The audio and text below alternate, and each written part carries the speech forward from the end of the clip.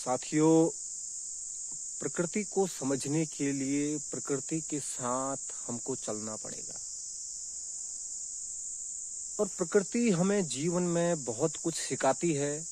ये हम सबको समझना होगा, क्योंकि जिस प्रकृति ने हमें जीवन दिया है, जिस प्रकृति ने हमें जीवित होने का एहसास दिया है, जिस प्रकृति के साथ मिलके हम अपने जीवन की परिकल्पना करते हैं, उस प्रकृति को हम सबको समझना पड़ेगा, उस प्रकृति के साथ मिलके चलना पड़ेगा।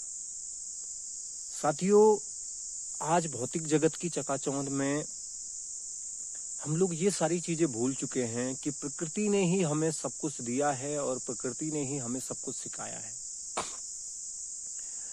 अगर हम अपने पूर्वजों की बात करें, अपने पितरों की बात करें या अपने बुजुर्गों की बात करें, तो उन्होंने इस प्रकृति को संरक्षित करने के लिए हम सबको बहुत सारे मंत्र दिए, हम सबको ये समझाने की कोशिश की है कि ये प्रकृति आप सबकी है, इस धरोहर को बचाए रखना। लेकिन आज हम एक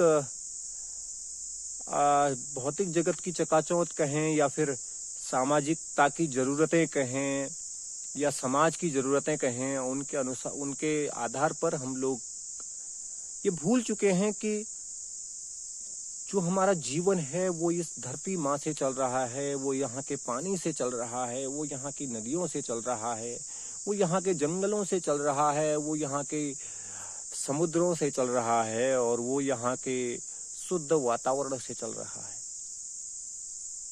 साथियों, कभी कभी मेरा मन बड़ा विचलित होता है, बड़ा चिंतित होता है कि सब कुछ देखते हुए भी हम अपनी आंखों में एक पट्टी बांधे हुए हैं, जिसे हम समझ नहीं पा रहे हैं कि आखिर ये पट्टी किस चीज की है और इस पट्टी से हमारे जो भविष्य है, हमारी जो आने वाली पीढ़ी है, उसको क्या असर पड़ेगा।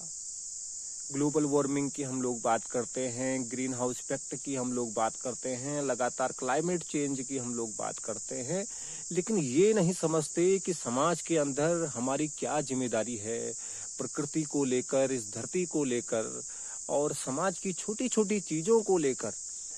क्योंकि इस धरती का जो दोहन है वो हम सब लोग कर रहे हैं, मानव जाति सर्वाधिक कर रही है।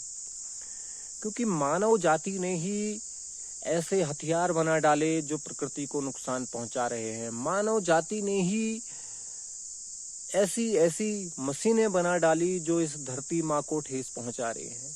मानव जाति ने ही ऐसे ऐसे प्रदूषित गैसें बना डाली जो इस प्रकृति को, इस धरती को नुकसान पहुंचा रही हैं।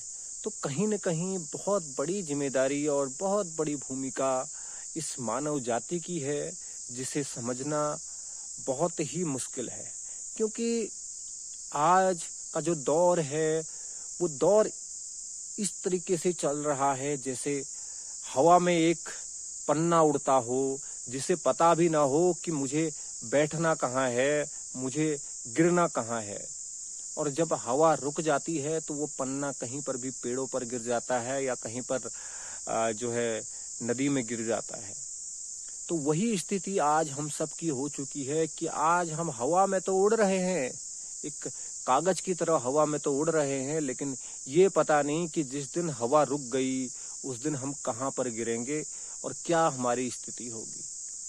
तो साथियों, आज मेरी इस वीडियो को बनाने का यही उद्देश्य है कि हम सब लोग समझें, चिंतन करें, मनन करें कि इस धरती माँ ने हमें क्या दिया है। बचपन से लेकर आज तक हमने क्या पाया और क्या खोया। ये धरती जिस पर हम चल रहे हैं, जिसको हम गंदा भी कर रहे हैं, जिससे हम सब कुछ दोहन भी कर रहे हैं, जिससे हम आजीविका भी चला रहे हैं, जिससे हम अपने परिवार का पालन पोषण भी कर रहे हैं, उस धरती ने आज तक हमें जो कुछ भी दिया है, क्या हमने कुछ लौटाने की कोशिश की? क्या हमने कभी ये सोचा कि ये सब कुछ हमें मुफ्त में मिल रहा है? अगर हमें ये सब कुछ खरीदने की आवश्यकता पड़ती, चाहे वो पानी हो, हवा हो, भोजन हो, तो क्या होता इस मानव जीवन का, क्या होता इस शरीर का। आज जिस शरीर पर हमें गर्व है, जिस शरीर के बदौलत हम लोग बड़े बड़े आयोजनों में, बड़े बड़े उनमें प्रतिभाग करते हैं कि हमारा शरीर, हम अपने शरीर पर गर्व करते हैं, उस शरीर को बनाने वाला कौन है? उस शरीर को बनाने वाला ये धरती माँ है, उस शरीर को पालने वाली ये धरती माँ है। इस धरती माँ के लिए हमें मनन और चिंतन करने की क्या आवश्यकता नहीं है? बड़े बड़े शब्दों में लोग बोलते हैं कि ये प्रकृति ही भगवान है। अगर आज हमने सोचा होता, आने वाली पीढ़ी के लिए सोचा होता कि इस प्रकृति में ही भगवान है, तो इस प्रकार की दशाएं हमें देखने को नहीं मिलती।